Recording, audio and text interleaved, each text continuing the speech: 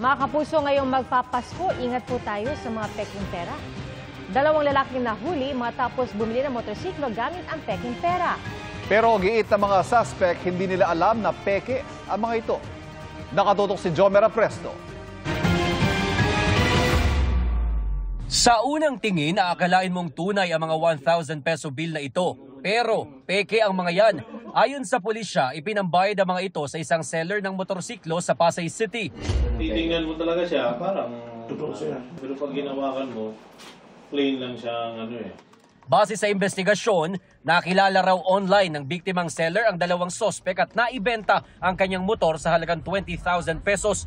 Nang ipambibili niya sa isang convenience store ang perang natanggap, napansin ng kahera na posibleng peke ang pera. Dahil dito, ayon sa pulisya, nagtungo ang biktima sa bangko at nakumpirmang peke ang mga perang ibinayad sa kanya. Hindi rin daw napansin ng biktima na magkakapareho ang serial number ng bawat salapi. Agad daw nagtungo sa pulisya ang biktima para magreklamo. Natunton sa Tanza, Cavite ang mga sospek batay sa detalyeng ibinigay ng biktima. Pero giit na mga sospek, hindi nila alam na peke ang mga pera.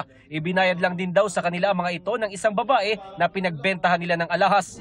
Kumbaga magbabayan sell kami. Hindi naman po namin alam na peke yung pera. Kasi nagbigay pa kami ng ID doon sa binilihan namin. Binigay namin exact na address namin. Kaya wala kami intention na lokohin yun. Hindi rin kasi kami familiar sa ganon, sa perang peke. Meron din daw sila mga patunay sa naging transaksyon nila sa pinagbentahan nila ng alahas. Nagpapaalala ang pulisya sa publiko na maging mapanuri sa perang ibinabayad. Nag-iimbestiga na ang mga otoridad sa posibilidad na kumakalat ang mga peking pera, lalo na ngayong papalapit na ang Pasko.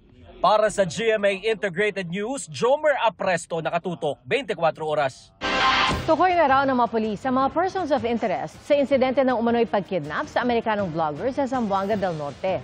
Ang biktima nabanggit pa sa kanyang vlog na may natatanggap na siya na banta na may kikidnap raw sa kanya. At yan ang tinutukan ni JP Soriano.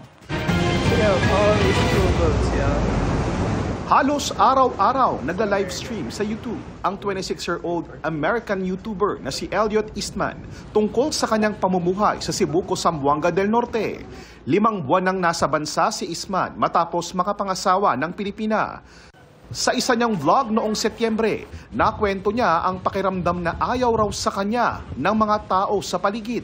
I feel like I've been staying in this area for so long to the point where people, I don't even know if people like me anymore. Maybe they want bad things to happen to me now in the US. Hanggang sa mabanggit niya na may banta sa kanyang buhay. People coming here to tell my family that there's people that want to kidnap me or they're threatening to kidnap me. I don't really know like what would happen if somebody did try to come here and kidnap me, right? Would the neighbors help me or would they just sit there and watch? Even last night, I'm scared a little bit. I'm scared. 9 na beses pa siyang nakapag-livestream noong Huwebes, October 17, araw kung kailan napaulat na kinidnap si Eastman. Ayon sa Cebuco Police, 4 na armadong lalaki ang pumasok sa kanyang bahay at nagpakilalang mga pulis. Nanlabanaan nila si Eastman kaya siya nabaril sa binti, saka sinakay sa bangka na papunta umanong Sulu o Basilan.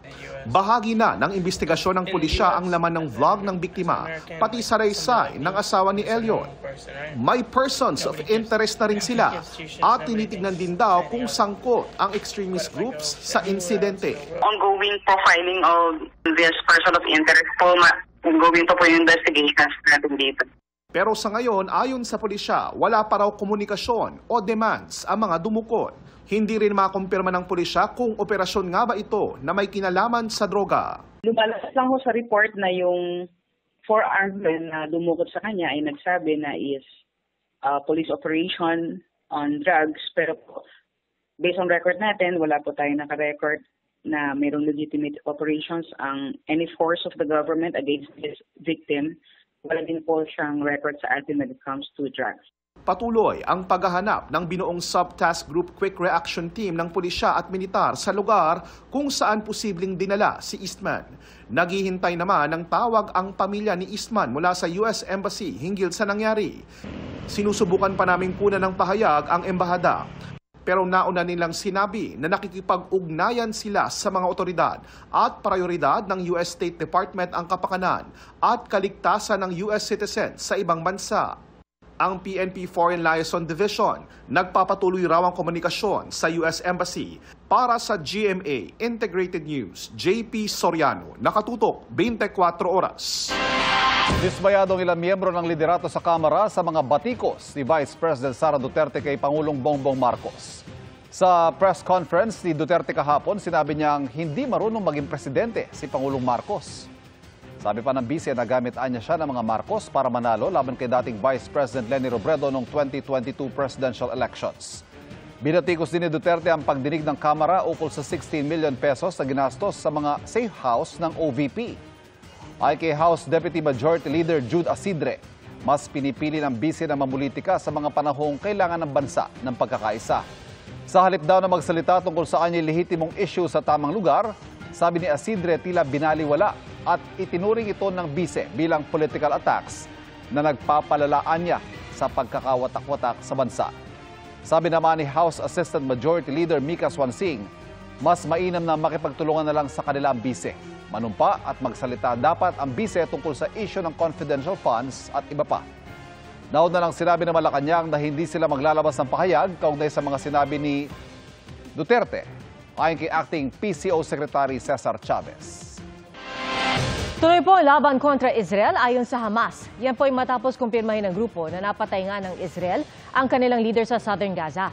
Sa inilabas na video ng Israeli Army, makikitang pinaputukan ng kanilang tangke ang isang gusali sa lugar. Ilang minuto bago yan, nakita pa sa drone video si Yahya Sinwar na lumalaban bago siya napatay. Si Sinwar ang sinasabing utak ng pag-atake ng Hamas sa Israel noong October 7, 2023 na nagbunsod ng mahigit isang taon ng gera sa Gaza.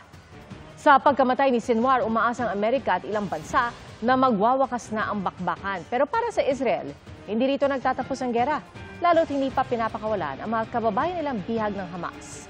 Sabi naman ng Hamas, hindi nila pakakawalan ang mga hostage hanggat hindi tumitigil ang Israel sa pag-atake sa Gaza at hindi pinapalaya ang mga bilanggo nila.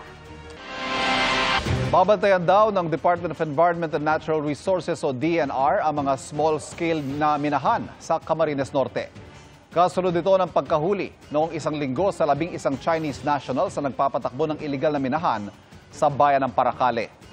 Ayon sa DNR, bawal sa ating batas na buong pagmamay-ari ng mga foreign national o dayuhan ang isang minahan sa Pilipinas. Binomonitor na rin daw ng DNR ang ilang minahan na nagdudulot ng pinsala sa kalikasan.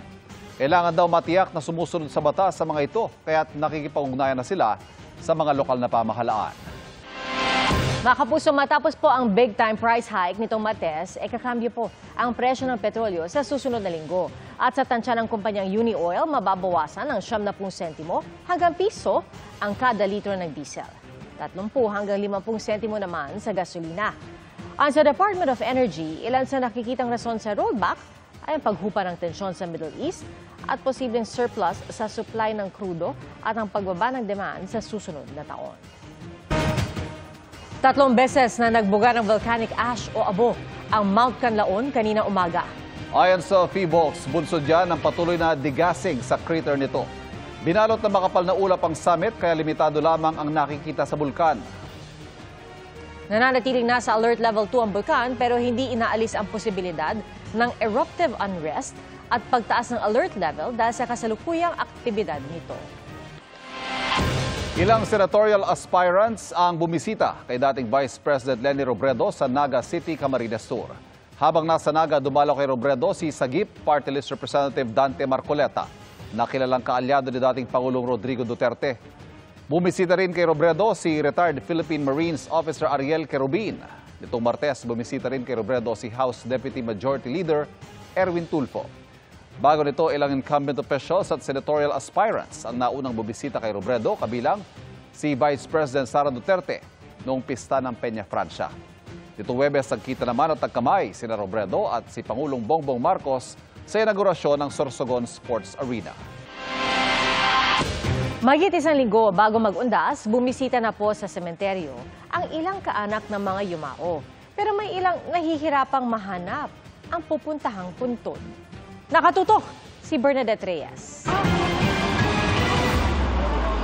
Mahigit isang linggo bago mag-undas, muling binuksan ang Tugatog Public Cemetery sa Malabon na sumailalim sa pag-aayos. Mas maaliwalas na raw ito ngayon pero may ilang nahirapang mahanap ang kanilang yumaong kaanak. Noong una, tinanggal nila nang walang paalam. Hindi namin alam kung nasaan. Ngayon, follow up ulit para kung alam ko saan pupuntahan. Naka-master list po ang ating mga nakahimlay dito. Tatanungin, bigay po nila yung name, then our personnel will search. Just in case na wala talaga, hahanapin po natin yon kasi meron din ho kaming mga nakuhang ibang information at mga listahan na nandun po. Inaayos po natin. Tinatayang nasa 17,000 na mga labi ang inilagak dito sa Tugatog Public Cemetery sa Malabon. Pero sa ngayon, hindi pa lahat ay naililipat na sa ossuary o sa columbarium. Ang iba ay nasa storage pa at kasalukuyan pa rin pinoproseso. Paalala ng parochial vicar ng San Antonio de Padua Parish, mahalagang ilibing ng maayos at marangal ang mga yumao. At ang abo ng mga na-cremate, hindi dapat nakalagak sa bahay. Kapag namatay na kasi yung tao, hindi na babalik yung soul niya. May mga maaga na ring dumalaw at naglinis ng mga puntod sa Manila North Cemetery. Para hindi kami sumabay sa dagsa ng tao. Tsaka may rules din po kasi dito na 2 weeks before undas. Hindi pa ganun karami yung tao. Sa labas, tumataas na ang presyo ng mga bulaklak. Dati po nakakakuha po kami ng ganito, 150. Ngayon po, 250 na po, 300. Sa Banggi, Ilocos Norte, maaga na rin naglinis ng puntod ang mga residente habang kaunti pa ang mga bumibisita sa sementeryo. Sa Davao City, bukas ang mga pampublikong sementeryo mula alas 6 na umaga hanggang alas 8 ng gabi, simula October 30 hanggang November 3. Nagpaalala rin ng LGU sa mga bawal na damit, gamit at aktibidad sa loob ng mga public cemetery.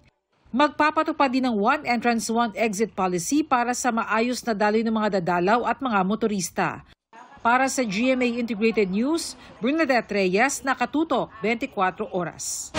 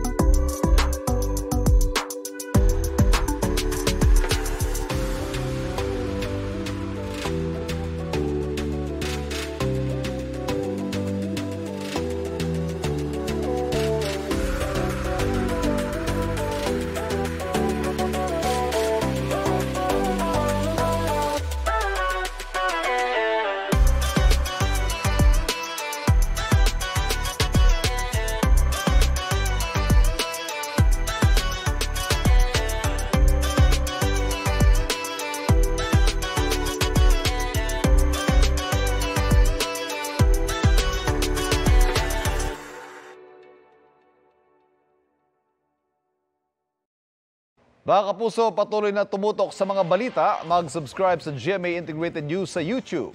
Sa mga kapuso abroad, samahan niyo kami sa GMA Pinoy TV at www.gmanews.tv.